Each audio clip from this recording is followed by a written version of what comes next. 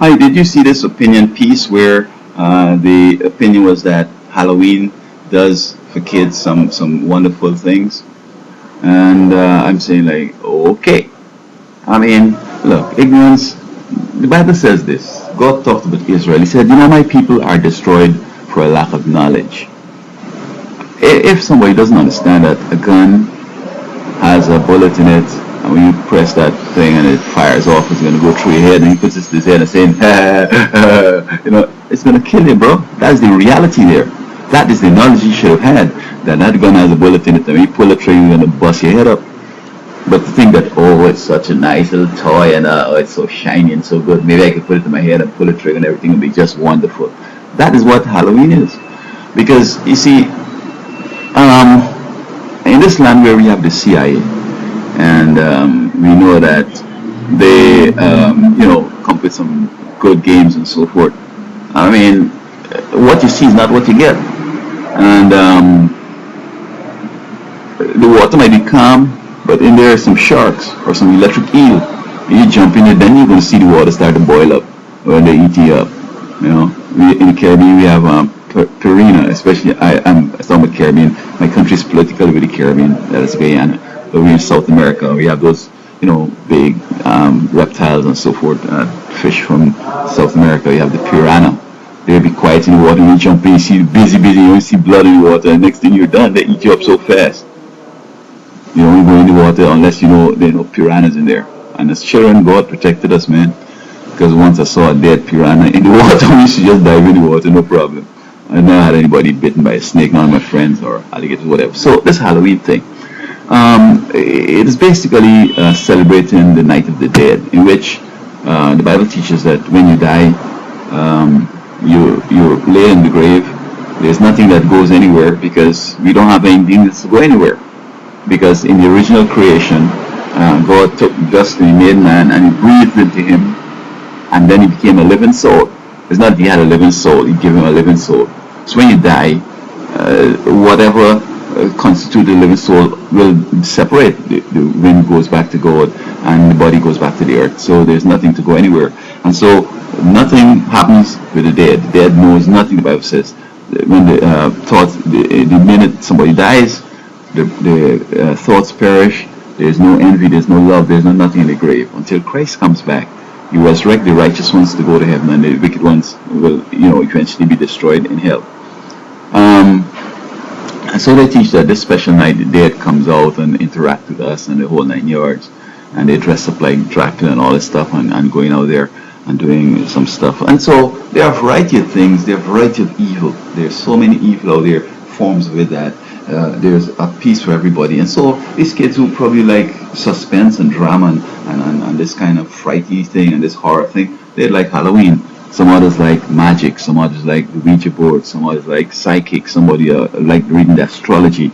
Some people like, a variety of evil. But then there are a whole bunch of other things that this evil will do to you. Some people will become drug addicts, others will be bank robbers, others will be hookers, others will be stupid, others will put the world at risk. There's so many things that people could do. In fact, when I was in Canada, this woman told me that she has a son who belongs to a Satan church. And she says that you can't find a nicer person than my son. Well, your son wasn't made to be ugly and to be what you expect him to be. He's just to be nice and to show people that, you could be evil but still nice. And many of the folks who will join the evil will not be nice like him. They will be like Jack the Ripper. They will come with a chainsaw to kill you. They will come in your house and try to rob you. They'll sell you drugs on the side of the road. They'll speed and play games and run you off the highway. They'll shoot at you, they'll drive by. So many different ways they come to you. Start stealing stuff, petty theft and whatever. Drug addict. Evil doctors doing stupid stuff, teachers that are just stupid, just try to get sex with the students, don't know how to teach the students and can't help them out at all. So there are a variety of things. And so I think that the candy part and the trick and treat and stuff that they've thrown in to make it something fascinating is like we should look beyond that. And whatever might be the objectives or what you might see as the overt benefits the children would receive from Halloween. You don't see the other part, and that's the important part, when they're going to be evil and doing stuff, they're going to harm themselves. Most of all, as young people who will have to be students and then become productive citizens, listen, when they're into all this Halloween knowledge, they don't get an education. They go to school, but they don't have an education. Because the Bible teaches that the fear of the Lord, when you love the Lord and don't like Halloween and evil, that's the beginning of wisdom, knowledge, and understanding. You can't be evil and say you have wisdom, knowledge, and understanding. Hey, I know I graduated from a school with a girl, I think she was an atheist, and she graduated honors. But her honors, as opposed to my honors, going to be a different set of honors because I have so many ideas, and I have so much to offer the world, and she has nothing. She's going to be somebody moping and groping, lonely, depressed, trying all kind of cutting the risk, all that stupid stuff they're going to be doing. And you ask her to explain what she has learned. You don't see she doesn't know nothing. She can't explain nothing, but she got honors. So that's the difference with your Halloween, trick-or-treat kids and those who stay with the Lord and work with the Lord. You know what I found in school? That when you're studying chemistry or psychology or sociology, and you don't understand the import of the thing. In other words, here's a person, and I'm the psychiatrist, and I'm trying to help this person, and this person give me a long story. God working with me will tell me that don't believe that story. I mean, that's providing the guy really, really wants to get help, because I find that the people play this game. Oh, yeah, that's good, but it's not going to work for me. And everything you tell them, they're going to try that. So you're just wasting your time. As long as they try it once, oh, that's good, but it's not for me, just say, thank you for coming and bye. Because they'll just waste your time. You're going to spend all your waking moments trying to get something to help them. But when you tell them what it is, oh, no, that can't work. But so God working with me is going to show me that this is not the real problem this guy has. It's this that's the real problem.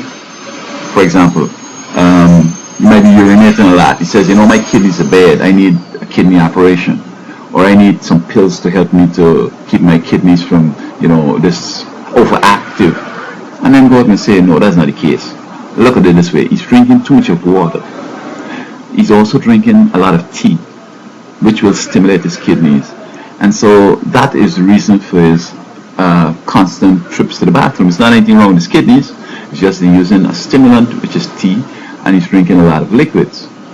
And that's simple. Drink less liquids and avoid tea, and you can be okay. But you know what? You say, oh, no, man. That's not it, bro. I need something to help me with my kidneys from stop being overactive. They got to say, well, man, look, bro, why don't go somewhere else, man? Because I ain't got time to waste with this thing, bro. I'm showing you what's up, and you it. So be careful now how you're introducing your kids to this Halloween and how you think Halloween is great. In the long run, when they be depressed and they be lonely and they be suicidal and they be, weird and they want to kill their own kids and all that stuff, trace it straight back to Halloween.